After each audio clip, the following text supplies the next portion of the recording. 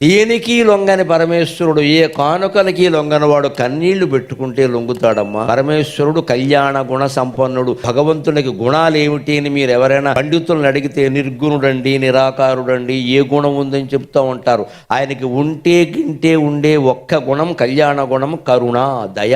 భక్తుడు ఏడుస్తుంటే ఆయన చూడండి. నేను మహిమ కొద్దీ ఇక్కడ వెలిశాను, నా కళ్ళ ముందు కన్నీరు పెట్టుకుంటుంది ఆ ఇల్లాలు, ఆ దుఃఖాన్ని తీర్చకపోతే నేనెందుకు ఇక్కడ. అమ్మవారి దగ్గర ఏడిచానని ఒక శివుడిని ఒక గిల్లు గెలుతుంది, మొత్తం తిరుగులేదు. ఇంకంత ఆడవాళ్ళు ఏడుతున్నారు పట్టించుకోవే అంటుంది, అంతే, మొత్తం పట్టించుకుంటాడు. మన ఇళ్లలో కూడా మీరు గమనించండి, తండ్రి ఒక్కోసారి మొండిగా బండగా మాట్లాడతాడు. వా అదవా నీ చదువు దండగా, నీకు మళ్ళీ ఇదోటి అంటాడు. అదే తల్లి ఏముంటుంది, మనం ఎలాగో చదువుకోలేదు, ఆడు చదువుకోతే ఇచ్చేయండి. తల్లి ప్రేమ తల్లి ప్రేమ. అందుకని అమ్మవారికి ప్రేమ ఎక్కువ. మనం ఆవిడ ముందు కన్నీళ్లు పెట్టుకుందనుకో ఆవిడ కరిగిపోతుందాం. తప్పు చేసినా సరే మొహమాటం లేకుండా చెబుతాం, ఏం బాధపడక. విషయం ఒప్పుకుంటున్నాం కదా, మనమే కప్పిపుచ్చుకోవట్లేదు, అహంకరించలేదు. తప్పు చేశానమ్మా కానీ ఈ దుఃఖం నేను భరించ అంటే తీరుస్తుంది.